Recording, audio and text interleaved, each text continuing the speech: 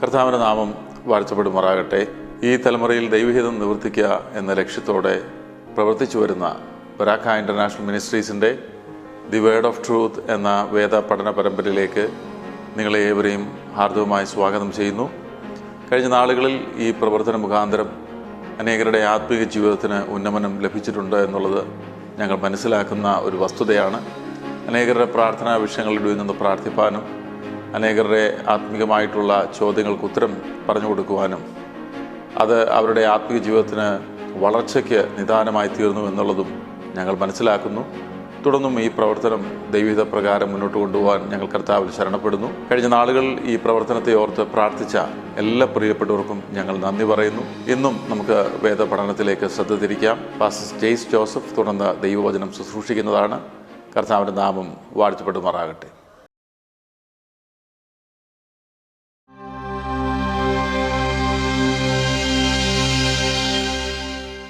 ബരാക്ക international മിനിസ്ട്രീസിൻ്റെ word of truth പ്രോഗ്രാമിലേക്ക് നിങ്ങളെല്ലാവരെയും സ്വാഗതം ചെയ്യുന്നു.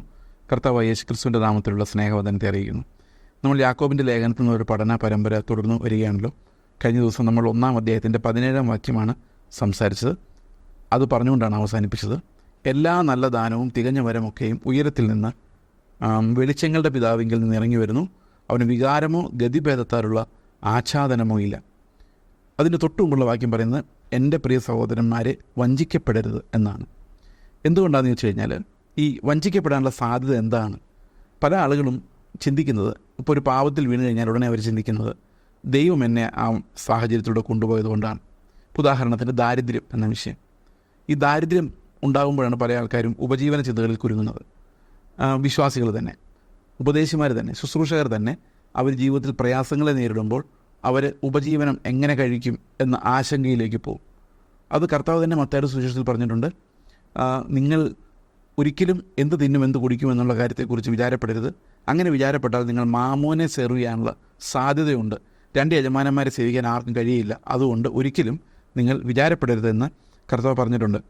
അപ്പോൾ പലപ്പോഴും നമ്മൾ വിചാരിക്കുന്നത് നമുക്കുണ്ടായ പല സാഹചര്യങ്ങളും മോശമായതുകൊണ്ടാണ് ഞാനിങ്ങനെ പെരുമാറുന്നത്. അപ്പോൾ ഞാനിങ്ങനെ പെരുമാറാനുള്ള കാരണം എൻ്റെ മാതാപിതാക്കൾ ഇങ്ങനെ ആയതുകൊണ്ടാണ്, അല്ലെങ്കിൽ ഞാൻ എന്നെ ശരിക്ക് വളർത്താത്തത് കൊണ്ടാണ്. അപ്പോൾ നമ്മൾ പലപ്പോഴും നമ്മുടെ സാഹചര്യങ്ങളെ ബ്ലെയിം ചെയ്യാറുണ്ട്, ചുറ്റുമുള്ള ആളുകളെ ബ്ലെയിം ചെയ്യാറുണ്ട്. അവരങ്ങനെ ആയതുകൊണ്ടാണ്. അപ്പോൾ അവരങ്ങനെ ആകാനുള്ള കാരണം എന്താണ്? ആദം പറഞ്ഞതുപോലെ നീ എനിക്ക് തന്ന ഭാര്യ എന്ന് പറയുന്ന പോലെ നീ എനിക്ക് തന്ന സാഹചര്യങ്ങളൊന്നും ശരിയല്ലാത്തതുകൊണ്ട്. അപ്പോൾ അൾട്ടിമേറ്റ്ലി ദൈവം തന്നെയാണ് നമ്മുടെ ഈ പ്രശ്നങ്ങൾക്ക് കാരണം എന്ന് നമ്മൾ ചിന്തിക്കുന്നു. എന്നാൽ യാക്കോബ് പറയാണ്, അങ്ങനെ നിങ്ങൾ വഞ്ചിക്കപ്പെടരുത്. കാരണം നിങ്ങളുടെ ഉള്ളിലുള്ള മോഹങ്ങളാണ് നിങ്ങളെ വഞ്ചിക്കുന്നത്. ദൈവം ഒരിക്കലും ആരെയും ദോഷങ്ങളാൽ പരീക്ഷിക്കുന്നില്ല. അതായത് ഒരു പാപം ചെയ്ത് നോക്കുക എന്ന് പറഞ്ഞ് ദൈവം ഒരിക്കലും ആരെയും പരീക്ഷിക്കുന്നില്ല. ആ ഒരു അവസ്ഥയിലേക്ക് ദൈവം ആരെയും കൊണ്ടുവരുന്നില്ല. എന്നാൽ നമ്മുടെ ഉള്ളിലുള്ള മോഹങ്ങൾ തന്നെയാണ് നമ്മൾ വഞ്ചിക്കപ്പെടുവാനുള്ള കാരണം, നമ്മൾ പാപത്തിൽ വീഴുവാനുള്ള കാരണമെന്ന് യാക്കോബ് പറയുന്നു. അപ്പോൾ പല ആൾക്കാരും ഈ മോഹം എൻ്റെ ഉത്തരവാദിത്തമാണ്, ഞാൻ ചെയ്ത പാപം എൻ്റെ തെറ്റാണ് എന്ന് പറയുകയില്ല. അവർ ദൈവത്തെ കുറ്റം പറയുന്നവർ കുറവായിരിക്കാം, ഉണ്ട്. എന്നാലും കൂടുതൽ ആൾക്കാരും, പ്രത്യേകിച്ച് വിശ്വാസികൾ, സാത്താനെയാണ് കുറ്റം പറയുന്നത്. ഹൗ അങ്ങനെ തന്നെയാണ് ചെയ്തത്. അപ്പോൾ 2 തരത്തിലാണ് ഈ പാപത്തിനുള്ള ബ്ലെയിം വരുന്നത്. ഒന്നുകിൽ അത് ആളുകൾ പറയും, അത് ദൈവമേ നീ എനിക്ക് തന്ന സാഹചര്യം ഇങ്ങനെ ആയിപ്പോയി, അല്ലെങ്കിൽ പറയും സാത്താൻ എന്നെ പറ്റിച്ചതാണ്. ഈ 2 എക്സ്ക്യൂസുകളാണ് മനുഷ്യൻ എപ്പോഴും. അതുകൊണ്ട് യാക്കോബ് പറയുന്നു, ഒരു കാരണവശാലും നിങ്ങൾ ഈ കാര്യത്തിൽ വഞ്ചിക്കപ്പെടരുത്. നിങ്ങളുടെ ഉള്ളിലുണ്ടാകുന്ന മോഹമാണ് നിങ്ങളെ വഞ്ചിക്കുകയും ആ മോഹം പാപത്തിലേക്കും പാപം മരണത്തിലേക്കും നയിക്കുകയും ആണ് ചെയ്യുന്നത്. എന്നിട്ട് അടുത്ത വാക്യത്തിൽ 17-ാം വാക്യത്തിൽ പറയുകയാണ്, എല്ലാ നല്ല ദാനവും തികഞ്ഞ വരമൊക്കെയും ഉയരത്തിൽ നിന്ന് വെളിച്ചങ്ങളുടെ പിതാവിങ്കിൽ നിന്ന് ഇറങ്ങി വരുന്നു. അപ്പോൾ ശരിക്കും പിതാവിങ്കിൽ നിന്ന് ഇറങ്ങി വന്നത് പുത്രനാണെന്ന് നമുക്കറിയാം. അപ്പോൾ എല്ലാ നല്ല ദാനങ്ങളുടെ ഉറവിടം പിതാവാണ്. ആ പിതാവിൽ നിന്ന് പുത്രനിലൂടെയാണ് നമുക്ക് എല്ലാ നല്ല ദാനങ്ങളും ലഭിക്കുന്നത്. സ്നേഹം, കരുണ, എല്ലാ ദൈവിക ഗുണങ്ങളും നമുക്ക് പിതാവിൽ നിന്ന് പുത്രനിലൂടെ ആണ് നമുക്ക് ലഭിക്കുന്നത്. ആത്മാവിനാലാണ് നമുക്ക് ലഭിക്കുന്നത്. അതുകൊണ്ടാണ് ഈ ത്രിയേക ദൈവം എന്ന് പറയുന്നത് വളരെ പ്രധാനപ്പെട്ട ഒരു ഉപദേശമായിരിക്കുന്നത്. നമ്മൾ യോഹന്നാൻ്റെ സുവിശേഷം 17-ാം അധ്യായം വായിക്കുമ്പോൾ അവിടെ പറയുന്നത്, ഈ പിതാവ് എങ്ങനെയാണോ പുത്രനെ സ്നേഹിക്കുന്നത് അതേ സ്നേഹത്താൽ പുത്രൻ നമ്മെ സ്നേഹിച്ചിരിക്കുന്നു എന്നാണ്. അപ്പോൾ ആ സ്നേഹത്തിൻ്റെ കമ്മ്യൂണിക്കേഷൻ, ഈ തൃത്വത്തിലുള്ള സ്നേഹത്തിൻ്റെ കമ്മ്യൂണിക്കേഷൻ തന്നെയാണ് നമ്മുടെ ജീവിതത്തിലേക്ക് കർത്താവ് തരുന്നത്. എന്നിട്ട് കർത്താവ് പറയാണ്, ഞാൻ നിങ്ങളെ എങ്ങനെ സ്നേഹിച്ചു, അത് പിതാവിൻ്റെ സ്നേഹമാണ്, നിങ്ങളെങ്ങനെ സ്നേഹിച്ചോ അതേ സ്നേഹത്താൽ നിങ്ങൾ പരസ്പരം സ്നേഹിക്കുവിൻ. അപ്പോൾ ഈ സ്നേഹമെന്ന ദാനം നമ്മുടെ ഉള്ളിൽ സൃഷ്ടിക്കപ്പെടുന്നതല്ല. സ്നേഹമെന്ന ദാനം ഉയരത്തിൽ നിന്ന് വെളിച്ചങ്ങളുടെ പിതാവിൽ നിന്ന് ഇറങ്ങി വരുന്നതാണ്. അപ്പോൾ നമ്മൾ വിചാരിക്കുന്ന ഈ ലോകത്ത് കാണുന്ന അഫെക്ഷൻ അല്ലെങ്കിൽ ലോകത്ത് കാണുന്ന നമുക്ക് പരസ്പരമുള്ള ഇഷ്ടങ്ങൾ ഇതൊക്കെ മാനുഷികമാണ്. എന്നാൽ സ്നേഹമോ ഉയരത്തിൽ നിന്ന് വെളിച്ചങ്ങളുടെ പിതാവിങ്കിൽ നിന്ന് പുത്രനിലൂടെ ഇറങ്ങി വരുന്നതാണ്. ഇതാണ് നമുക്ക് നൽകപ്പെട്ടിരിക്കുന്നത്. അതുകൊണ്ടാണ് വിവാഹ ജീവിതത്തെക്കുറിച്ച് പറയുന്നത് സ്ത്രീ പുരുഷന് കീഴടങ്ങിയിരിക്കണമെന്നും പുരുഷൻ സ്ത്രീയെ കർത്താവ് സഭയെ സ്നേഹിച്ചവരെ സ്നേഹിക്കണമെന്നും പറയാൻ കാരണം ഈ സ്നേഹത്തിൻ്റെ പാറ്റേൺ തൃത്വത്തിനകത്തുള്ള സ്നേഹത്തിൻ്റെ പാറ്റേൺ തന്നെയാണ്. നമുക്കറിയാം, പുത്രൻ പിതാവിനെ പോലെ തുല്യനായ ദൈവമാണെങ്കിലും പുത്രൻ സകലതിലും പിതാവിന് കീഴടങ്ങിയിരിക്കുന്നത് പോലെ സ്ത്രീയും പുരുഷനും തമ്മിൽ തുല്യതയുണ്ടെങ്കിലും സ്ത്രീ പുരുഷന് അതേ രീതിയിൽ തന്നെ കീഴടങ്ങിയിരിക്കുന്നത്. ആ കീഴടങ്ങൽ എന്ന് പറയുന്നത്, സബ്മിഷൻ എന്ന് പറയുന്നത് പോലും തൃത്വത്തിനകത്തു നിന്നാണ് വരുന്നത്. എല്ലാ നല്ല ദാനങ്ങളും നമ്മൾ ഇന്ന് കാണുന്ന എല്ലാ കമ്മ്യൂണിക്കബിൾ ആട്രിബ്യൂട്ട്സ്, അതായത് നമുക്ക് നല്ലത് എന്ന് ഐഡൻറ്റിഫൈ ചെയ്യാവുന്നതെല്ലാം ദൈവത്തിങ്കിൽ നിന്ന്, വെളിച്ചങ്ങളുടെ പിതാവിങ്കിൽ നിന്നാണ് വരുന്നത്. അവനിൽ നിന്ന് യാതൊരു ഒരു ഇരുട്ടും അവനിൽ നിന്ന് വരുന്നില്ല എന്നാണ് ഈ വാക്യം നമ്മുടെ. അതായത് മോറൽ ഡാർക്ക്നെസ് ഒരിക്കലും കർത്താവിൽ നിന്ന് വരുന്നില്ല. ഇരുട്ട്, ഈ physical darkness, okay, God is responsible for that. But moral darkness എന്ന് പറയുന്നത് ദൈവത്തിങ്കിൽ നിന്ന് പുറപ്പെട്ടു വരുന്നില്ല എന്ന് ഈ വാക്യം പറയുന്നു. ഓക്കെ, അപ്പോൾ എല്ലാ നല്ല ദാനങ്ങൾക്കും വേണ്ടി നമ്മൾ കർത്താവിനെ നോക്കുമ്പോൾ തന്നെ ഒരിക്കലും പറയരുത് കർത്താവാണ് എന്നെ പാപങ്ങളാൽ പരീക്ഷിച്ചതെന്നുള്ളൊരു വാക്യം ഒരിക്കലും നമ്മുടെ ഹൃദയത്തിൽ വരരുത് എന്ന് പറയുന്നു. കാരണം അവൻ വികാരങ്ങൾക്കനുസരിച്ച് മാറുന്ന ഒരാളല്ല. ഗതിഭേദത്താലുള്ള ആച്ഛാദനം അവനില്ല. അതായത് വേരിയേഷൻ കൊണ്ടുണ്ടാകുന്ന ഷാഡോ അവനിലില്ല. അതായത് ഒരാൾ ഒരു പൊസിഷൻ മാറുക, ഗതി മാറിപ്പോവുക, അങ്ങനെയുള്ളൊരു നിഴലിൽ ഒരിക്കലും അവൻ പെട്ടുപോകുന്നില്ല എന്ന് ഈ വാക്യം പറയുന്നു. എന്താണ് ഈ വാക്യത്തിൻ്റെ അർത്ഥം? അവന് വികാരമോ ഗതിഭേദത്താലുള്ള ആച്ഛാദനമോ ഇല്ല. വികാരം എന്ന് പറഞ്ഞാൽ ദൈവത്തിന് വികാരമില്ലേ? വികാരമുണ്ട്. പക്ഷേ വികാരത്തിൻ്റെ അടിസ്ഥാനത്തിലല്ല ദൈവം ഒരു കാര്യം ചെയ്യുന്നത്. ദൈവം ചെയ്യുന്നതെല്ലാം അവൻ്റെ വില്ലിനനുസരിച്ചാണ്, ഇഷ്ടങ്ങൾക്കനുസരിച്ചാണ്. പല ആൾക്കാരും വിചാരിക്കുന്ന ദൈവം വികാരങ്ങൾക്കനുസരിച്ച് പ്രവർത്തിക്കുന്നുള്ളതാണ്. കഴിഞ്ഞ ദിവസം ഞാനൊരു പ്രസംഗം കേൾക്കാനിടയിൽ അതിനകത്ത് ഒരാൾ പ്രസംഗിച്ചിരിക്കുന്നത് നമ്മുടെ ആവശ്യങ്ങൾക്കനുസരിച്ച് ദൈവത്തിൻ്റെ സ്വഭാവത്തെ മാറ്റുമെന്നാണ്. നെവർ. ദൈവം ഒരിക്കലും അവൻ്റെ സ്വഭാവത്തെ മാറ്റുന്നില്ല. എല്ലാം ദൈവത്തിൻ്റെ ഇഷ്ടപ്രകാരം നടത്താൻ കഴിവുള്ളവനാണ് ദൈവം. അപ്പോൾ ദൈവം വികാരം അനുസരിച്ച് മാറേണ്ട കാര്യമില്ല. ഇപ്പോൾ നമുക്ക് രാവിലെ ഒരാളെ വഴക്ക് പറഞ്ഞു, മക്കളെ വഴക്ക് പറഞ്ഞു, ഉച്ചയായപ്പം നമുക്ക് പെട്ടെന്ന് സ്നേഹമായി, സോറി, അയ്യോ ഞാൻ വഴക്ക് പറഞ്ഞല്ലോ, വേണ്ടായിരുന്നു തോന്നും. ദൈവത്തിന് അങ്ങനെ തോന്നേണ്ട കാര്യമില്ല. കാരണം ദൈവം ചെയ്യുന്നതെല്ലാം പെർഫെക്റ്റ് ആയിട്ടാണ് ചെയ്യുന്നത്. കാരണം അവൻ ശിക്ഷിക്കുന്നെങ്കിൽ പോലും അത് കുറച്ച് കാലത്തേക്കാണെന്ന് അപ്പോൾ തന്നെ അറിയാം. അപ്പോൾ എല്ലാ കാര്യങ്ങളും ദൈവം ചെയ്യുന്നത് ഒരു പെർഫെക്ഷനിലാണ്. അവനൊരിക്കലും മാറ്റം ഉണ്ടാകുന്നില്ല. അതിൻ്റെ അർത്ഥത്തിൽ തന്നെ പറയുകയാണ്, അതേ വാക്യം തുടർന്ന് പറയുകയാണ്, നാം അവൻ്റെ സൃഷ്ടികളിൽ ഒരുവിധം ആദ്യഫലമാകേണ്ടതിന് അവൻ തൻ്റെ ഇഷ്ടം ഹേതുവായി സത്യത്തിൻ്റെ വചനത്താൽ നമ്മെ ജനിപ്പിച്ചിരിക്കുന്നു. അപ്പോൾ എങ്ങനെ നമ്മളെ ജനിപ്പിച്ചിരിക്കുന്നു? ഇംഗ്ലീഷിൽ വായിക്കുമ്പോൾ അതിങ്ങനെയാണ്, of his own will he brought us forth by the word of truth. സത്യത്തിൻ്റെ വചനത്താൽ ദൈവം നമ്മെ വീണ്ടെടുത്തിരിക്കുന്നു, ആദ്യഫലമായി വീണ്ടെടുത്തിരിക്കുന്നു, ഒരുവിധം ആദ്യഫലമായി.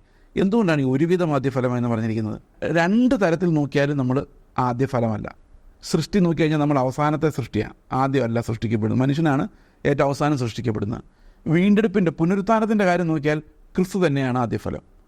അപ്പോൾ ആ രീതിയിൽ നമ്മൾ ആദ്യഫലം എന്ന് പറയാൻ പറ്റില്ല. എന്നാൽ ഇവിടെ യാക്കോബ് പറയുന്ന ഒരുവിധം ആദ്യഫലം എന്ന് പറയാനുള്ള കാരണം, നമ്മളെ ആദ്യഫലമായി കണക്കാക്കുന്നത് മറ്റ് സൃഷ്ടികളെ വെച്ച് നോക്കുമ്പോഴാണ്. വീണ്ടെടുപ്പിലേക്ക് പോകുന്ന ഒരു സൃഷ്ടിയെ നോക്കുമ്പോൾ ആ വീണ്ടെടുപ്പിന് കാരണമാകുന്ന ആദ്യഫലമായി മനുഷ്യനെ കാണുന്നു. ക്രിസ്തുവിൽ വീണ്ടെടുക്കപ്പെട്ടവർ ക്രിസ്തുവിനോടൊപ്പം, ആദ്യഫലമായ ക്രിസ്തുവിനോടൊപ്പം ഒരു വിധത്തിൽ ആദ്യഫലമായിരിക്കുന്നു എന്ന് പറഞ്ഞാൽ നമ്മളുടെ വീണ്ടെടുപ്പാണ് സൃഷ്ടിയുടെ വീണ്ടെടുപ്പ് എന്നാണ് അതിൻ്റെ അർത്ഥം.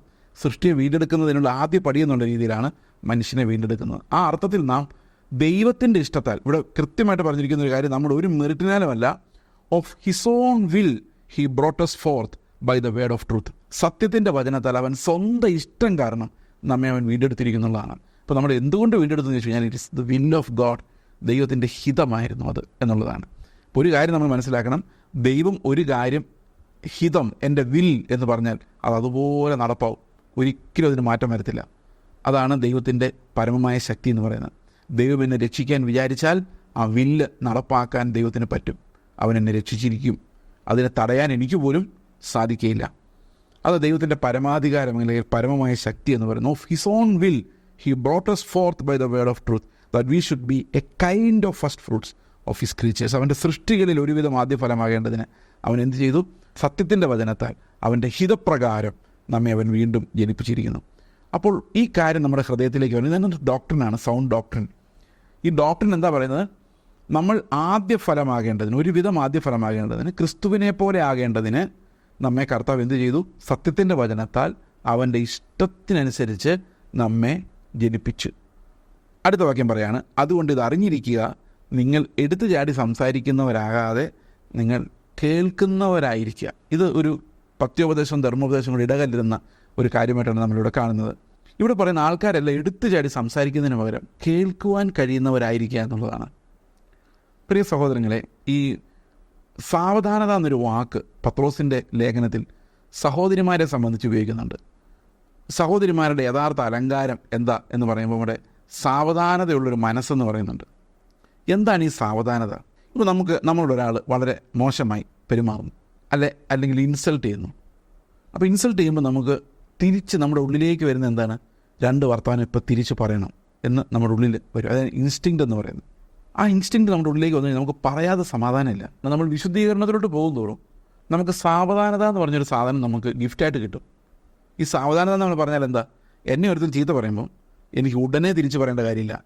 എനിക്കൊരു സാവധാനതയുണ്ട്, ഒരു ടൈമുണ്ട്, റെസ്റ്റുണ്ട്. ആ റെസ്റ്റിനകത്ത് നമുക്ക് ഇങ്ങനെ വേണേൽ സങ്കല്പിക്കാം, 10, 9, 8, 7, ഒരു 0 വരെ എണ്ണാൻ ഉള്ളൊരു സമയം നോക്കി കിട്ടുവാണെങ്കിൽ ആ സമയത്ത് എനിക്ക് പറയാം, കർത്താവേ, ഞാൻ നിന്നോടൊപ്പം ക്രൂശിക്കപ്പെട്ടിരിക്കുന്നു, ഇനി ജീവിക്കുന്ന ഞാനല്ല ക്രിസ്തു അത്രേ. അത്രയും പറയാനുള്ളൊരു സ്പേസ് എനിക്ക് കിട്ടിയാൽ ഞാൻ രക്ഷപ്പെട്ടു. പക്ഷെ മിക്കവാറും അത് കിട്ടാറില്ല. മിക്കവാറും അങ്ങോട്ടും ഇങ്ങോട്ടുമൊക്കെ പറഞ്ഞ് അവസാനം കുളമായ ശേഷമാണ് നമ്മളിതിനെക്കുറിച്ച് ആലോചിക്കുള്ളൂ. പക്ഷേ ഈ അങ്ങോട്ട് പറയാനുള്ളൊരു താമസം എന്ന് പറയുന്നത് ഒരു വലിയ സ്പിരിച്വൽ ഡിസിപ്ലിനാണ്. നമ്മൾ എന്ത് കേൾക്കുമ്പോഴും പറയാൻ വേണ്ടി ഒന്ന് വെയിറ്റ് ചെയ്ത്, ഒന്ന് റിഫ്ലക്റ്റ് ചെയ്ത്, ഒന്ന് കർത്താവിനോട് ഒന്ന് കമ്മ്യൂണിക്കേറ്റ് ചെയ്ത് സംസാരിക്കാൻ പറ്റുന്ന ആ സ്വസ്ഥത, ഇത് നമ്മുടെ എബ്രായ ലേഖനത്തിൽ കണ്ടതാണ് ഈ സ്വസ്ഥത എന്ന് പറയുന്നത്. ആ സ്വസ്ഥതയുള്ള മനസ്സിന് മാത്രമേ റെസ്റ്റ് ആൻഡ് റിഫ്ലക്റ്റ് എന്ന അവസ്ഥയിലേക്ക് വരാൻ പറ്റുകയുള്ളൂ. അല്ലെങ്കിൽ നമ്മൾ പ്രകോപിതരാകുമ്പോൾ പെട്ടെന്ന് എടുത്തു ചാടുന്ന ഒരവസ്ഥയിലേക്ക് വരും. ഓക്കെ, അപ്പോൾ ഇവിടെ പറയുന്നത് slow to speak, slow to anger. പതുക്കെ സംസാരിക്കുക, പതുക്കെ കോപിക്കുക. കോപിച്ചു, പക്ഷേ ഒന്ന് സൂക്ഷിച്ച് കോപിക്കണം. കാരണം എന്താണെന്ന് വെച്ച് കഴിഞ്ഞാൽ മനുഷ്യൻ്റെ കോപം കൊണ്ട് ഒരിക്കലും, അടുത്ത വാക്യം ഇങ്ങനെയാണ്, for the anger of man does not produce the righteousness of God. ദൈവത്തിൻ്റെ നീതി മനുഷ്യൻ്റെ കോപത്താൽ വരികയില്ല. അത് മാതാപിതാക്കളും പ്രത്യേകിച്ച് ശ്രദ്ധിക്കേണ്ട കാര്യമാണ്. നിങ്ങളുടെ മക്കളുടെ നേരെ എത്ര കോപിച്ചാലും ദൈവത്തിൻ്റെ നീതി അവർക്ക് കൊടുക്കാൻ നിങ്ങളെ കൊണ്ട് പറ്റില്ല. ദൈവത്തിൻ്റെ നീതി മനുഷ്യൻ്റെ കോപത്താൽ സ്ഥാപിക്കപ്പെടുന്ന ഒരു കാര്യമല്ല. മനുഷ്യൻ്റെ നീതി സ്ഥാപിക്കാൻ മനുഷ്യൻ്റെ കോപത്തിന് സാധിക്കുമായിരിക്കും. പക്ഷേ ദൈവത്തിൻ്റെ നീതി സ്ഥാപിക്കണമെങ്കിൽ ദൈവത്തിൻ്റെ സ്നേഹത്തിന് മാത്രമേ അത് പറ്റുകയുള്ളൂ. ഇപ്പം നീ എന്താടാ പ്രാർത്ഥിക്കാത്തത്, നീ എന്താടാ ബൈബിൾ വായിക്കാത്തതെന്ന് ചോദിച്ചു കഴിഞ്ഞാൽ ദൈവത്തിൻ്റെ നീതി സ്ഥാപിക്കപ്പെടുമോ? ഇല്ല. കാരണം അവൻ്റെ ഉള്ളിൽ ഈ ഫ്രസ്ട്രേഷനും ദേഷ്യവും വർദ്ധിക്കുകയുള്ളൂ. നമ്മൾ പലപ്പോഴും ഈ ദൈവത്തിൻ്റെ നീതി കണ്ട് എരിയാണ് പല ആൾക്കാരും വിചാരിക്കുന്നത്. ഈ ചർച്ചകളിലൊക്കെ വഴക്കുണ്ടാക്കുന്ന നല്ല മനുഷ്യർ കുറേ പേരുണ്ട്. എല്ലാ ചർച്ചിലുണ്ട് കുറേ നല്ല മനുഷ്യർ. അവർക്ക് വേറെ ആരെയും ഇഷ്ടമില്ല, വേറെ ആരും ശരിയല്ല എന്നാണ് അവരുടെ ചിന്ത. അവരെന്താ ചെയ്യുന്നത് വെച്ച് കഴിഞ്ഞാൽ അവർക്കെതിരെ ഭയങ്കര കോപമാണ്. ഈ കോപം അവരൊക്കെ, കഴിഞ്ഞ ദിവസം ഒരാൾ എന്നോട് പറഞ്ഞു, ഇവൻ്റെ കൂടെ ഒന്നിരുന്ന് കർത്തൃമേശ എടുക്കാൻ എന്നെ കൊണ്ട് പറ്റിയില്ല. കഴിഞ്ഞ ദിവസമല്ല, കുറേ നാളിലായി. ഞാൻ പറഞ്ഞു, അവരുടെ കൂടെ നിങ്ങൾക്ക് എടുക്കാൻ പറ്റില്ലെങ്കിൽ ഞാൻ അവരുടെ കൂടെ പോകേണ്ടി വരും. കാരണം അവരെ നന്നാക്കാൻ ദൈവം സഭയെ വിളിച്ചിരിക്കുന്നത്. അല്ലാതെ കുറേ നീതിമാന്മാരെല്ലാവരും കൂടി ഇരുന്ന് വർത്തമാനം പറയാൻ വേണ്ടിയുള്ളതല്ല സഭ. പാപികൾ രക്ഷിക്കപ്പെടുന്ന സ്ഥലമാണ് ഈ സഭ എന്ന് പറയുന്നത്. അപ്പോൾ ശരിക്കും പറഞ്ഞു കഴിഞ്ഞാൽ ഈ കോപം, പല ആൾക്കാരുടെ ആത്മീക കോപമുണ്ട്. ചില ആൾക്കാർക്ക് ആത്മീക കോപം ഭയങ്കര കൂടുതലാണ്. ആ പാസ്റ്റർ അങ്ങനെ ചെയ്ത് ശരിയായോ, വിശ്വാസികൾ ഇങ്ങനെ ചെയ്ത് ശരിയായോ? ആദ്യം കണ്ണാടി നോക്കിയിട്ട് നമ്മൾ തന്നെ ശരിയാണോ എന്നൊരു ചോദ്യം ചോദിക്കാനുള്ളൊരു സാവധാനത കിട്ടിയാൽ നമ്മൾ നിശബ്ദരാകും, ഒന്നും സംസാരിക്കാനുണ്ടാവില്ല.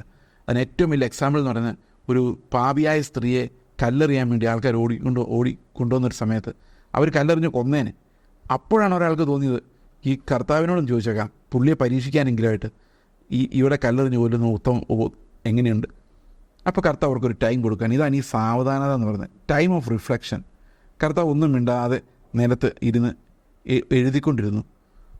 എന്നിട്ട് പറഞ്ഞു, ഇങ്ങനെ പറഞ്ഞു, എന്താ, നിങ്ങളിൽ പാപമില്ലാത്തവൻ ഇവിടെ കല്ലെറിയട്ടെ, ആദ്യം കല്ലെറിയട്ടെ. അപ്പോൾ എന്ത് സംഭവിച്ചു? അവർക്ക് അവരുടെ പാപത്തെക്കുറിച്ച് റിഫ്ലക്റ്റ് ചെയ്യാനൊരു ചിന്തയുണ്ടായി, ഒരു ടൈമുണ്ടായി, ഒരു സാവധാനതയുണ്ടായി. നമ്മൾ എപ്പോഴെങ്കിലും മറ്റുള്ളവരോട് ചൂടാകുന്നതിന് മുമ്പ്, അവരുടെ പാപത്തെക്കുറിച്ച് രോഷാകുലരാകുന്നതിന് മുൻപ് ഒരു നിമിഷം സ്വന്തം പാപത്തെക്കുറിച്ച് റിഫ്ലക്റ്റ് ചെയ്യാൻ പറ്റിയാൽ, പാപക്ഷമയെക്കുറിച്ച് റിഫ്ലക്റ്റ് ചെയ്യാൻ പറ്റിക്കഴിഞ്ഞാൽ നമുക്ക് അവരോട് അത്രയും ചൂടാകേണ്ടി വരത്തില്ല. നമുക്ക് ആ സാവധാനത ഉണ്ടാവും. യാക്കോബ് പറയുന്നതാണ്, അവൻ്റെ സൃഷ്ടിയിൽ ഒരുവിധം ആദ്യഫലമാകേണ്ടതിന് അവൻ സത്യത്തിൻ്റെ വചനത്താൽ നമ്മെ വീണ്ടും ജനിപ്പിച്ചിരിക്കുന്നു. അത് ദൈവത്തിൻ്റെ ഇഷ്ടപ്രകാരമാണ് നമ്മളെ വീണ്ടും ജനിപ്പിച്ചിരിക്കുന്നത്. അതുകൊണ്ട് നമ്മളിങ്ങനെ ആകുന്നത് പോലും ദൈവത്തിൻ്റെ കരുണയാണ് എന്നുള്ളത് കൊണ്ട് നമ്മൾ മറ്റുള്ളവരുടെ എടുത്തിയാടി വിമർശിക്കാനും ബഹളം വയ്ക്കാനും പോകുന്നതിന് പകരം നമ്മളെ വീണ്ടെടുത്ത കർത്താവിൻ്റെ ആ കരുണയെ ധ്യാനിക്കുവാൻ ഒരു നിമിഷം നമുക്ക് ലഭിച്ചാൽ നമുക്ക് തീർച്ചയായിട്ടും അവിടെ ജയമുണ്ടാകുമെന്നാണ് ഇവിടെ ഈ വാക്യം പറയുന്നത്. അതുകൊണ്ട് നിങ്ങൾ എത്ര ചൂടായാലും, നിങ്ങൾക്ക് ഈ ആത്മീക ചൂട്, ആത്മീക തീഷ്ണത, ഈ ഞങ്ങൾക്കിതൊന്നും കണ്ട സഹിക്കാൻ പറ്റത്തില്ല പാസ്റ്ററെ, ഞങ്ങൾക്ക് ഇതിങ്ങനെയൊന്നും പറ്റത്തില്ല എന്ന് പറയുന്ന ആ ചൂടുണ്ടല്ലോ, ആ ചൂട് ഒരിക്കലും ദൈവത്തിൻ്റെ നീതിയെ കൊണ്ടുവരികയില്ല. നമ്മുടെ ഈ റോമാലേഖനം 10-ാം അധ്യായത്തിൽ പറയുന്നൊരു കാര്യമുണ്ട്. അവർ പരിജ്ഞാനമില്ലാത്തവരെങ്കിലും, പരിജ്ഞാനം കൂടാതെയാണെങ്കിലും ദൈവകാര്യങ്ങളിൽ എരിവുള്ളവരാണെന്ന് ഞാൻ അവരെക്കുറിച്ച് സാക്ഷ്യം പറയുന്നതെന്ന് പൗലോസ് യഹൂദന്മാരെക്കുറിച്ച് പറയുന്നുണ്ട്. ഞാൻ അത് വായിച്ച അന്ന് മുതൽ ഞാൻ ഒബ്സർവ് ചെയ്യുന്നൊരു കാര്യമുണ്ട്. നമ്മുടെ ചുറ്റുമുള്ള സഭകളിൽ ആൾക്കാർ ചൂടായിട്ട് വിശുദ്ധിയെക്കുറിച്ചൊക്കെ പറയുന്ന കേട്ടിട്ടുണ്ടല്ലോ. എന്താണ് നിങ്ങൾക്ക് വിശുദ്ധി ഇല്ലാത്തത്, എന്താണ് ഇങ്ങനെ ജീവിക്കാത്തതെന്നൊക്കെ ചോദിച്ചാൽ നല്ല ചൂടുള്ള പാസ്റ്റർമാരുണ്ട്. ഇപ്പം പ്രത്യേകിച്ചും ഇത്തിരി പ്രായമായവരാണ് ഇത്തിരി ചൂട് കാണിക്കുന്നത്. അപ്പോൾ അവർ നമ്മൾ നോക്കിക്കഴിഞ്ഞാൽ ഈ ചൂടാകുന്ന വിഷയങ്ങൾ നിങ്ങൾ എടുത്ത് നോക്കി, എന്തൊക്കെയായിരിക്കും? തലമുടി വെട്ടാത്തത്, ഷേവ് ചെയ്യാത്തത്, നേരെ ഇരിക്കാത്തത്, ബൈബിൾ കൊണ്ടുവരാത്തത്, ചർച്ച കൊണ്ടുവരാത്തത്, അതല്ലെങ്കിൽ ആഭരണം ഇടുന്നത്, അല്ലെങ്കിൽ ഇങ്ങനെയുള്ള കാര്യങ്ങളായിരിക്കും. അതിലേ ചൂടാകാൻ പറ്റുള്ളൂ. എവിടെ ഒരു മനുഷ്യന് നീതി പറഞ്ഞ് ചൂടാവണമെങ്കിൽ ഇങ്ങനെയുള്ള വിഷയങ്ങളിലേ പറ്റുള്ളൂ. അല്ലാതെ സ്വത്ത് വിറ്റ് ദരിദ്രർ കൊടുക്കാത്ത എന്താടാന്ന് ചോദിച്ചാൽ ആരെങ്കിലും ചൂടായി നിങ്ങൾ കണ്ടിട്ടുണ്ടോ? ആർക്കും പറ്റത്തില്ല. കാരണം ദൈവത്തിൻ്റെ നീതി നമ്മൾ ചൂടായതുകൊണ്ട് സ്ഥാപിക്കപ്പെടുകയില്ല. തൻ്റെ സഹോദരനെ യേശുക്രിസ്തു സ്നേഹിച്ച പോലെ എന്താ നീ സ്നേഹിക്കാത്തതെന്ന് ചോദിച്ച് ചൂടാവാൻ പറ്റുമോ? എൻ്റെ ഉള്ളിൽ ആ സ്നേഹമില്ല, എൻ്റെ ഉള്ളിൽ പോലും ഇല്ല. അപ്പോൾ ഞാൻ എങ്ങനെ വേറെ ആളുടെ ചൂടാവും? അപ്പോൾ ദൈവത്തിൻ്റെ നീതി മനുഷ്യൻ്റെ കോപം കൊണ്ട് നിവർത്തിക്കാമെന്ന് ചിന്തിക്കുന്നത് ഒരു കാരണവശാലും നടക്കുകയില്ല എന്ന് യാക്കോബിൻ്റെ ലേഖനം പറയുന്നു. കാരണം അത് മനുഷ്യൻ്റെ പരിമിതികൾക്ക് അപ്പുറത്താണ് ദൈവത്തിൻ്റെ നീതിയുള്ളത്. അത് നടപ്പാക്കുവാൻ ഈ ദൈവം നമ്മെ ആദ്യ ഫലമായി സൃഷ്ടിച്ചിരിക്കുന്ന ആ സൃഷ്ടിപ്പിനാൽ മാത്രമേ നടക്കുകയുള്ളൂ. ദൈവം നമ്മളിൽ പ്രവർത്തിക്കാതെ ഒരിക്കലും നീതി ഉണ്ടാവുകയില്ല. അതുകൊണ്ട് ഞാൻ ഈ പലപ്പോഴും ഈ ആൾക്കാർ മറ്റുള്ളവരെ വിമർശിച്ച് സംസാരിക്കുമ്പോൾ സഭയിലുള്ളവർ ശരിയല്ല എന്ന് പറയുമ്പോൾ എനിക്ക് ഭയങ്കര വിഷമവും ഒക്കെയാണ് വരുന്നത്. കാരണം എല്ലാ കണക്കാണല്ലോ, കർത്താവിന് മുമ്പിൽ ആരാ ബെറ്റർ ആയിട്ടുള്ളത്? പക്ഷെ മോറൽ സിൻ ഉണ്ടെങ്കിൽ അവർ തീർച്ചയായിട്ടും ഡിസിപ്ലിൻ ചെയ്യണം, വേണമെങ്കിൽ പുറത്താക്കുകയും വേണം. അതും 1 കൊരിന്ത്യർ നമ്മൾ കാണുന്നുണ്ട്. പക്ഷേ ഇംപെർഫെക്ഷൻസ്, ബൈബിളിൽ പറയാത്ത കാര്യങ്ങൾ, നമ്മൾ ഉണ്ടാക്കി വച്ചിരിക്കുന്ന വിശുദ്ധിയുടെ മാനദണ്ഡങ്ങൾ ഒരാൾ അനുസരിച്ചില്ലെന്ന് പറഞ്ഞുകൊണ്ട് അയാളെ വിമർശിക്കുമ്പോൾ നിങ്ങൾ മനസ്സിലാക്കേണ്ട ഒരു കാര്യം, നിങ്ങൾ ഒരിക്കലും ദൈവത്തിൻ്റെ നീതി അല്ല സ്ഥാപിക്കുന്നത്, നിങ്ങളുടെ സ്വന്തം നീതിയാണ് സ്ഥാപിക്കുന്നത്. അതുകൊണ്ടാണ് ഇവിടെ പറയുന്നത്, ഒരിക്കലും മനുഷ്യൻ്റെ കോപം കൊണ്ടോ മനുഷ്യൻ്റെ പ്രവൃത്തി കൊണ്ടോ, for the anger of man does not produce righteousness of God. ദൈവത്തിൻ്റെ നീതി ഒരിക്കലും ഉണ്ടാക്കുന്നില്ല മനുഷ്യൻ്റെ കോപം. നിങ്ങൾ എവിടെയെങ്കിലും ഒരു നീതിയെ ചൊല്ലി കോപിക്കുന്നുണ്ടെങ്കിൽ അതിനർത്ഥം നിങ്ങളുടെ ഉള്ളിൽ പോലും ദൈവത്തിൻ്റെ നീതി ഒരു അടയാളമായി വരുന്നില്ല എന്നുള്ളതാണ്. അതുകൊണ്ട് ഇവിടെ പറയുകയാണ്, 21-ാം വാക്യമായിട്ട് പറയുകയാണ്, നമ്മുടെ ഉള്ളിലുള്ള ഈ ഫിൽത്തി സ്വഭാവം ആകയാൽ എല്ലാ അഴുക്കും ദുഷ്ടതയുടെ ആധിക്യവും വിട്ട് നിങ്ങളുടെ ആത്മാക്കളെ രക്ഷിപ്പാൻ ശക്തിയുള്ളതും ഉൾനട്ടതുമായ വചനം സൗമ്യതയോടെ കൈക്കൊള്ളുവിൻ. അപ്പോൾ എന്ത് നമുക്ക് ചെയ്യാൻ? നമ്മളവിടെ മനുഷ്യൻ്റെ കോപത്താൽ എല്ലാവരെയും നന്നാക്കാൻ ശ്രമിക്കുകയല്ല ചെയ്യുന്നത്. നമ്മുടെ ഉള്ളിൽ തന്നെയുള്ള അഴുക്കും ദുഷ്ടതയുടെ ആധിക്യവും വിട്ടിട്ട് നമ്മുടെ ആത്മാക്കളെ രക്ഷിപ്പാൻ ശക്തിയുള്ള ഉൾനട്ട വചനം, നമ്മുടെ ഉള്ളിൽ പ്ലാൻ ചെയ്തിരിക്കുന്ന വചനത്തിന് നമ്മൾ ഇതിനകത്തെല്ലാം രക്ഷിക്കാനുള്ള ശക്തിയുണ്ട്. ആ രക്ഷയിലേക്ക് നമ്മൾ ഫോക്കസ് ചെയ്യണമെന്നാണ്. വേറൊരാളുടെ പരിമിതികളും കുറവുകളും കണ്ട് പ്രശ്നം ഉണ്ടാക്കുന്നതിന് പകരം നമ്മുടെ ഉള്ളിൽ ഉൾനട്ടിരിക്കുന്നതായ നമ്മളെ രക്ഷിക്കാൻ തക്കതായ വചനത്തെ ധ്യാനിച്ചുകൊണ്ട് എന്ത് ചെയ്യണം? അതിനെ സൗമ്യതയോടെ കൈക്കൊള്ളണമെന്നാണ്. അപ്പം ദൈവത്തിൻ്റെ നീതിയുടെ വചനത്തെ എങ്ങനെ മാത്രമേ കൈക്കൊള്ളാൻ പറ്റുള്ളൂ? ഒരിക്കലും ദേഷ്യത്തിൽ അവതരിപ്പിക്കാൻ പറ്റില്ല. എപ്പോഴും സൗമ്യതയിൽ മാത്രമേ സംസാരിക്കാൻ കഴിയുള്ളൂ. പ്രിയ സഹോദരങ്ങളെ, നിങ്ങൾ ദൈവത്തിൻ്റെ നീതിയുടെ പ്രസംഗകരാണെങ്കിൽ നിങ്ങൾക്ക് വിനയവും സൗമ്യതയും ഇല്ലാതെ അത് പറയാൻ സാധിക്കില്ല. കാരണം ഒന്നാമത്തെ പ്രതികൾ നമ്മൾ തന്നെയായിരുന്നു. പൗലോസ് പറയുന്ന പോലെ, പാപികളിൽ 1-ാം നമ്പർ ഞാനായിരിക്കെ ദൈവത്തിൻ്റെ നീതിയെക്കുറിച്ച് എങ്ങനെയാണ് ചൂടാകുന്നത്? ഒന്നാമത്തെ പ്രതിയായ എന്നെ കർത്താവ് കരുണയോടെ രക്ഷിച്ചുവെങ്കിൽ, 10,000 കടപ്പെട്ടിരുന്ന എന്നെ കർത്താവ് കരുണയോടെ രക്ഷിച്ചുവെങ്കിൽ 100 കടപ്പെട്ടിരിക്കുന്ന ആളോട് ഞാൻ ബഹളം വയ്ക്കുന്നത് എങ്ങനെ? അപ്പോൾ സൗമ്യത എന്ന് പറയുന്നതും ഹംബിൾനെസ്, വിനയം എന്ന് പറയുന്നതും ഉൾനട്ട വചനം കൈക്കൊള്ളുന്നവർക്ക് അതില്ലാതെ പോവുകയില്ല, അതുണ്ടായേ പറ്റൂ എന്ന് യാക്കോബ് പറയുന്നു. എങ്കിലും വചനം കേൾക്കുക മാത്രം ചെയ്തുകൊണ്ട് തങ്ങളെ തന്നെ ചതിക്കാതെ അതിനെ ചെയ്യുന്നവരായും ഇരിക്കുവിൻ. അപ്പോൾ ഇവിടെ പറയുന്നൊരു കാര്യം, ഈ ദൈവത്തിൻ്റെ വചനം കേൾക്കുന്നതനുസരിച്ച് നമ്മൾ ഇന്ന് ഒരു പ്രത്യേക വിഭാഗം ആൾക്കാരുണ്ട്. അവരെ നമുക്ക് തിരിച്ചറിയാനൊരു വഴിയുണ്ട്. അവരുടെ സംശയങ്ങൾ, അവരെപ്പോഴും സംശയങ്ങൾ ചോദിച്ചുകൊണ്ടിരിക്കും. അവർക്ക് അറിയേണ്ട കുറേ കാര്യങ്ങളുണ്ട്. ഉൽപ്പത്തി പുസ്തകം 6-ാം അധ്യായത്തിൽ ഈ ദൈവത്തിൻ്റെ മനുഷ്യരും ദൈവത്തിൻ്റെ പുത്രന്മാരും മനുഷ്യരുടെ പുത്രിമാരും എന്താണ്, എന്തായാലും തന്നെ നമുക്കിങ്ങനെ ബൈബിളിലെ ടെക്നീക്കുകൾ അറിയാനുള്ള ഒത്തിരി തിടുക്കം. ആ വാക്യത്തിൽ ഇങ്ങനെ പറയുന്നു, ഈ വാക്യത്തിൽ അങ്ങനെ പറയുന്നു. അപ്പോൾ ഇവരെല്ലാം നല്ല പണ്ഡിതന്മാരാണ്. നല്ലപോലെ വചനം അരച്ച് കലക്കി അതിനകത്ത് എത്ര വാക്യമുണ്ട്. ഈ ചില ആൾക്കാരോട് ചോദിച്ചു കഴിഞ്ഞാൽ അറിയാം ബൈബിളിൽ മൊത്തം എത്ര വാക്യമുണ്ട്. എനിക്കറിയത്തില്ല കേട്ടോ, ഇപ്പോഴും അറിയില്ല. ബൈബിളിൻ്റെ നടുക്ക് വരുന്ന വാക്യം ഏതാണ് അറിയില്ല. ഇതൊക്കെ കണക്കൂട്ടി നോക്കി എവിടെ, എനിക്ക് ഒരു പിടിയില്ല, ഞാൻ നോക്കിയിട്ടില്ല. എത്ര പ്രാവശ്യം ഈ വാക്ക് ആവർത്തിച്ചിട്ടുണ്ട് ഇതൊന്നും എനിക്കറിയത്തില്ല. അങ്ങനെ അല്ലല്ലോ നമ്മളൊരു പുസ്തകം വായിക്കുന്നതും പഠിക്കുന്നതും, അങ്ങനെ അല്ലല്ലോ ബൈബിൾ നമ്മൾ പഠിക്കുന്നത്. ഇങ്ങനെ എല്ലാം അറിയാം, കാര്യങ്ങളെല്ലാം അറിയാം, പക്ഷേ ജീവനായി മാറുന്നില്ല. ജീവനായി മാറുന്നില്ലെങ്കിൽ എന്ത് സംഭവിക്കും? ഒരുത്തൻ കണ്ണാടിയിൽ നോക്കിയിട്ട് ഇവിടെ പറയുന്നത് പിരിഞ്ഞു നടക്കുമ്പോൾ അവൻ തന്നെത്താൻ എങ്കിലും വചനം കേൾക്കുന്നവനെങ്കിലും ചെയ്യാത്തവനായിരുന്നാൽ അവൻ തൻ്റെ സ്വാഭാവിക മുഖം കണ്ണാടിയിൽ നോക്കുന്ന ആളോട് വെക്കുന്നു. അവൻ തന്നെത്താൻ കണ്ടു പുറപ്പെട്ട് തന്നെ രൂപമായിരുന്നു ഉടനെ മറന്നു പോകുന്നു. നിങ്ങൾക്ക് ആർക്കെങ്കിലും ഈ കണ്ണാടിയിൽ നിങ്ങളുടെ മുഖം നോക്കി ഓർമ്മയുണ്ടോ? എനിക്ക് ഓർമ്മയില്ല. അത് എൻ്റെ മാത്രം കുഴപ്പമാണെന്ന് എനിക്ക് ഓർമ്മയില്ല, അറിയില്ല.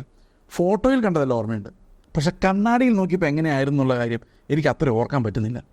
അതെന്തുകൊണ്ടാണ്, അതിൻ്റെ റീസണൊന്നും എനിക്കറിയില്ല. പക്ഷേ യാക്കോബിൻ്റെ ലേഖനം അങ്ങനെ പറയുന്നത്, കണ്ണാടിയിൽ നോക്കിയിട്ട് ഒരുത്തൻ പുറകോട്ട് വന്നു കഴിഞ്ഞാൽ മാറിക്കഴിയുമ്പോഴേക്കും അയാളുടെ മുഖം എങ്ങനെയാണെന്നുള്ളത് അയാൾ മറന്നുപോകും. ഫോട്ടോയിൽ നോക്കിക്കഴിഞ്ഞാൽ അത്രയും മറന്നു പോകത്തില്ല. ഓക്കെ, അപ്പോൾ വചനം വായിക്കുന്നു, മനസ്സിലാക്കുന്നു, കണ്ണാടിയിൽ അത് കാണുന്നു, ഞാൻ മോശമാണെന്ന് മനസ്സിലാകുന്നു, അതവിടെ അവസാനിക്കുന്നു. തിരിച്ചു പോരുന്നതോടെ അതെല്ലാം മറന്നു പോകുന്നു. എന്നിട്ട് പിന്നെയും നമ്മൾ പഴയ സ്വയനീതിയിൽ ജീവിക്കുന്നു, പഴയ പാപത്തിൽ ജീവിക്കുന്നു. ഓക്കെ, ഇവിടെ നമ്മൾ ഇനി പറയാനുള്ള വാക്കുകൾ വളരെ, ഈ മുമ്പോട്ടുള്ള വാക്യങ്ങൾ യാക്കോബിൻ്റെ ലേഖനം മനസ്സിലാക്കുന്നതിൽ വളരെ പ്രധാനമാണ്. സ്വാതന്ത്ര്യത്തിൻ്റെ തികഞ്ഞ ന്യായപ്രമാണം ഉറ്റുനോക്കി അതിൽ നിലനിൽക്കുന്നവനോ കേട്ടു മറക്കുന്നവനല്ല, പ്രവൃത്തി ചെയ്യുന്നവനായി താൻ ചെയ്യുന്നതിൽ ഭാഗ്യവാനാകും. അപ്പോൾ രണ്ട് തരത്തിലുള്ള ന്യായപ്രമാണങ്ങളുണ്ട്. ഒന്ന് സ്വാതന്ത്ര്യത്തിൻ്റെ ന്യായപ്രമാണവും മറ്റൊന്ന് അടിമനുഖത്തിൽ നമ്മളെ കുരുക്കുന്ന പ്രമാണവും. എന്താണ് ഈ അടിമനുഖത്തിൻ്റെ പ്രമാണം എന്ന് പറയുന്നത്? പഴയ നിയമ പ്രമാണത്തിൻ്റെ പെരിഫറൽ, അതായത് പുറമേയുള്ള വശം നമ്മൾ നോക്കിക്കഴിഞ്ഞാൽ അതൊരു അടിമനുഖത്തിൻ്റെ പ്രമാണം. ഭയത്താൽ നിയന്ത്രിക്കപ്പെടുന്നതെല്ലാം അടിമത്തത്തിൻ്റെ അടയാളമാണ്. അതുകൊണ്ടാണ് ഗലാത്യ ലേഖനത്തിൽ പൗലോസ് പറയുന്നത്, ലിറ്ററൽ യെരുശലേം ഇപ്പോഴും അടിമത്തത്തിൽ തന്നെ ഇരിക്കുന്നു. അവർ ഒരിക്കലും ക്രിസ്തുവിലുള്ള സ്വാതന്ത്ര്യം പ്രാപിച്ചിട്ടില്ല. സ്വതന്ത്രയാകുന്ന ഒരു ഇസ്രായേലും അടിമത്തത്തിൽ കിടക്കുന്ന ഒരു ഇസ്രായേലും ഉണ്ടെന്ന് പറയാനുള്ള കാരണം അതാണ്. എന്താണ് ഈ സ്വാതന്ത്ര്യത്തിൻ്റെ ന്യായപ്രമാണം? പ്രിയ സഹോദരങ്ങളെ, സ്വാതന്ത്ര്യത്തിൻ്റെ ന്യായപ്രമാണം എന്ന് പറഞ്ഞു കഴിഞ്ഞാൽ നമ്മൾ അത് കേൾക്കുന്നത് വഴി, നമ്മളത് മനസ്സിലാക്കുന്നത് വഴി നമ്മൾ ഭയത്തിലേക്കല്ല, നമ്മൾ ദൈവത്തിൻ്റെ അടുത്ത് രക്ഷയുടെ സ്വാതന്ത്ര്യത്തിലേക്കാണ് പോകുന്നത്. അതായത് ആ വിധി നമ്മുടെ മേൽ നിൽക്കുന്നില്ല, ആ വിധി എന്നേക്കുമായി ഒഴിഞ്ഞു പോയിരിക്കുന്നു. കാരണം we are free in the Lord. ഇതാണ് സ്വാതന്ത്ര്യത്തിൻ്റെ ന്യായപ്രമാണത്തിൻ്റെ പ്രത്യേകത. എന്നാൽ അടിമത്തത്തിൻ്റെ ന്യായപ്രമാണ വ്യവസ്ഥകൾ എന്ന് പറഞ്ഞു കഴിഞ്ഞാൽ അത് എന്താണ് സൂചിപ്പിക്കുന്നത്? അത് സൂചിപ്പിക്കുന്നത് നമ്മൾ ഇപ്പോഴും വിടുതൽ പ്രാപിച്ചിട്ടില്ല എന്നാണ്. അടിമത്തത്തിൻ്റെ ന്യായപ്രമാണത്തിന് ഉദാഹരണം ഞാൻ പറയാം. ഒരു മനുഷ്യനോട് നിങ്ങൾ പറയുകയാണ്, സഹോദര നിങ്ങൾ വ്യഭിചാരം ചെയ്യരുത് കേട്ടോ. അയാൾ നിങ്ങളോട് എങ്ങനെയായിരിക്കും പ്രതികരിക്കുന്നത്? അയാൾ വ്യഭിചാരം ചെയ്യുന്ന ആളാണെങ്കിൽ അയാൾ ചിലപ്പം ഒന്ന് പേടിക്കുമായിരിക്കും നിങ്ങളിത് പറഞ്ഞപ്പം കുറച്ച് നേരത്തേക്ക്. എന്നാൽ അയാൾ അങ്ങനെ ചിന്തിക്കുക പോലും ചെയ്യാത്ത ഒരാളാണെങ്കിൽ നിങ്ങൾ അയാളെ തടഞ്ഞു നിർത്തി വ്യഭിചാരം ചെയ്യരുത് കേട്ടോ എന്ന് പറഞ്ഞു കഴിഞ്ഞാൽ അയാൾക്ക് എന്തായിരിക്കും തോന്നുന്നത്? അയാൾക്ക് നല്ല ദേഷ്യം തോന്നും. താൻ എന്തോടോ എന്നോട് പറയുന്നതെന്ന് ചോദിക്കും. കാരണം അത് അടിമത്തത്തിൽ കിടക്കുന്ന ആളുകൾക്കുള്ളൊരു പ്രമാണമാണ്. കൊല ചെയ്യരുതെന്ന് പറയുന്ന ആരോടാണ്? കൊല ചെയ്യുവാൻ സാധ്യതയുള്ളവരോടാണ്. വ്യഭിചാരം ചെയ്യരുതെന്ന് പറയുന്ന ആരോടാണ്? ആ ആസക്തി ഉള്ളവരോടാണ്. എന്നാൽ സ്വാതന്ത്ര്യത്തിൻ്റെ ന്യായപ്രമാണത്താൽ സ്വാതന്ത്ര്യം ലഭിച്ചവരോട് എന്താ പറയുന്നത്? ഈ കൽപ്പനകളാലല്ല ആ പ്രമാണം നിൽക്കുന്നത്. ഈ പ്രമാണം നിൽക്കുന്നത് ക്രിസ്തുവിൻ്റെ സ്വാതന്ത്ര്യം എന്ന പ്രമാണമാണ്. അതായത് നിങ്ങൾ മക്കളാക്കപ്പെട്ടിരിക്കുന്നു. നിങ്ങൾക്ക് ഉയരത്തിൽ നിന്ന് ദൈവം നിങ്ങളുടെ കടങ്ങളെ മായ്ച്ചു കളഞ്ഞിരിക്കുന്നു. നിങ്ങളിനി ഭയപ്പെടേണ്ടതിനുള്ള ആത്മാവിനെയല്ല, സ്വാതന്ത്ര്യത്തിൻ്റെ പുത്രത്വത്തിൻ്റെ ആത്മാവിനെയാണ് പ്രാപിച്ചിരിക്കുന്നത്. ക്രിസ്തു നിങ്ങളെ സാക്ഷാൽ സ്വതന്ത്രരാക്കിയിരിക്കുന്നു. ഈ സ്വാതന്ത്ര്യത്തിൻ്റെ ന്യായപ്രമാണം ഉറ്റുനോക്കുന്ന മനുഷ്യൻ എന്ത് ചെയ്യും? അവൻ അനുസരണത്തിലേക്ക് പോകും. അനുസരണത്തിലേക്ക് എങ്ങനെ പോകും എന്നാണ് പറയുന്നത്? അവിടെ പറയുന്നത് സ്വാതന്ത്ര്യത്തിൻ്റെ തികഞ്ഞ ന്യായപ്രമാണം ഉറ്റുനോക്കി അതിൽ നിലനിൽക്കുന്നവനെ കേട്ടു മറക്കുന്നവനല്ല, പ്രവൃത്തി ചെയ്യുന്നവനായി താൻ ചെയ്യുന്നതിൽ ഭാഗ്യവാനാകും. അപ്പം നമ്മളിവിടെ ഒരു ഓർഡർ വളരെ ശ്രദ്ധിക്കേണ്ടതായിട്ടുണ്ട്. ഒന്ന്, ദൈവം നമ്മളെ രക്ഷിച്ച് ഉൾനട്ട് വചനം നമ്മുടെ ഉള്ളിൽ നട്ടിരിക്കുന്നു. എന്തിനു വേണ്ടിയാണ്? നമ്മളെ രക്ഷിപ്പാൻ ശക്തിയുള്ള വചനം. അത് നമ്മുടെ ഉള്ളിൽ വർക്ക് ചെയ്ത് അപ്പോൾ നമുക്ക് എന്തുണ്ടാകുന്നു? സൗമ്യമായ ഒരു സ്വഭാവം നമുക്കുണ്ടാകും. നമ്മൾ സ്വന്തം നീതിയെ താലോലിച്ച് മറ്റുള്ളവരെ ശാസിക്കുന്നവരായി മാറുന്നില്ല. ഓക്കെ, ഇനി അത് മുമ്പോട്ട് ചിന്തിക്കുമ്പോൾ നമ്മൾ കാണുന്നത്, അതല്ലാതെ നമ്മൾ ഈ പ്രമാണത്തെ വിട്ടുകളഞ്ഞാൽ നമ്മൾ കണ്ണാടിയിൽ നോക്കിയിട്ട് തിരിച്ചു പോരുന്നുകൊണ്ടിരിക്കും. എന്നാൽ സ്വാതന്ത്ര്യത്തിൻ്റെ ന്യായപ്രമാണത്തെ നമ്മൾ നോക്കിക്കഴിഞ്ഞാൽ നമ്മൾ എന്നേക്കും സ്വതന്ത്രരായതുകൊണ്ട്, നമുക്ക് ദൈവവുമായിട്ടുള്ള ബന്ധം നിത്യമായതുകൊണ്ട് നമ്മൾ അനുസരിക്കുന്നവരായി മാറും. അതാണ് അതിൻ്റെ ഓർഡർ. വീണ്ടെടുപ്പ്, സൗമ്യതയോടെ വചനം കൈക്കൊള്ളുക, പിന്നെ എന്താണ്? സ്വാതന്ത്ര്യത്തിൻ്റെ ന്യായപ്രമാണത്തെ ഉറ്റുനോക്കുക. ആ സ്വാതന്ത്ര്യം പ്രാപിക്കുന്ന ഒരാൾക്ക് മാത്രമേ അനുസരണത്തിലേക്ക് പോകാൻ പറ്റുകയുള്ളൂ. തിരിച്ചല്ല. അനുസരിച്ച് നീതിമാനാവുകയല്ല, നീതിമാനായതുകൊണ്ട് അനുസരിക്കുകയാണ്. നീതിമാനാക്കുന്ന ന്യായപ്രമാണം, സ്വാതന്ത്ര്യത്തിൻ്റെ ന്യായപ്രമാണം നമ്മളെ അനുസരിക്കുന്നവരും കൂടെ ആക്കി മാറ്റുന്നു. ഇത് യാക്കോബിൻ്റെ ലേഖനത്തിൻ്റെ പ്രധാനപ്പെട്ട തീമാണ്. ഇനി 2ാം അധ്യായത്തിലേക്ക് വരുമ്പോൾ അത് കൂടുതൽ വിശദീകരിക്കുന്നുണ്ട്. നമുക്ക് കൂടുതൽ കാര്യങ്ങൾ അടുത്ത ദിവസം കാണാം. ദൈവം ഈ സ്വാതന്ത്ര്യത്തിൻ്റെ ന്യായപ്രമാണത്തിലേക്ക് ഉറ്റുനോക്കുന്നവരാക്കി നമ്മളെ മാറ്റട്ടെ. നമുക്ക് പ്രാർത്ഥിക്കാം. ദൈവം നിങ്ങൾ അനുഗ്രഹിക്കുമാറാകട്ടെ. ഒരു നിമിഷം നമുക്ക് കണ്ണടയ്ക്കാം. ഞങ്ങളുടെ സ്വർഗ്ഗസ്ഥ പിതാവേ, അങ്ങയുടെ പുത്രനിലൂടെ എല്ലാ നല്ല ദാനങ്ങളെയും ഞങ്ങൾക്ക് തരുവാൻ അങ്ങ് പ്രസാദിച്ചതിനായിട്ട് സ്തോത്രം ചെയ്യുന്നു കർത്താവേ. ആ പുത്രനിൽ ഞങ്ങളെ വീണ്ടെടുക്കുകയും ഞങ്ങളുടെ ഉള്ളിൽ വചനം ഉൾനടുകയും കർത്താവ് ഞങ്ങളെ രക്ഷിക്കുവാൻ അങ്ങയുടെ വാഗ്ദത്തം ഞങ്ങൾക്ക് നൽകുകയും ചെയ്തതിനായിട്ട് സ്തോത്രം. ആ സൗമ്യതയുള്ള ഹൃദയം ഞങ്ങൾക്ക് തന്ന, അനുസരണമുള്ളവരാക്കി ഞങ്ങളെ മാറ്റുന്ന, മക്കളാക്കി ഞങ്ങളെ മാറ്റുന്ന സ്വാതന്ത്ര്യത്തിൻ്റെ പ്രമാണത്തിനായിട്ട് ഞങ്ങളെങ്കിൽ നന്ദി പറയുന്നു. കർത്താവ് യേശു ക്രിസ്തുവിൻ്റെ നാമത്തിൽ തന്നെ.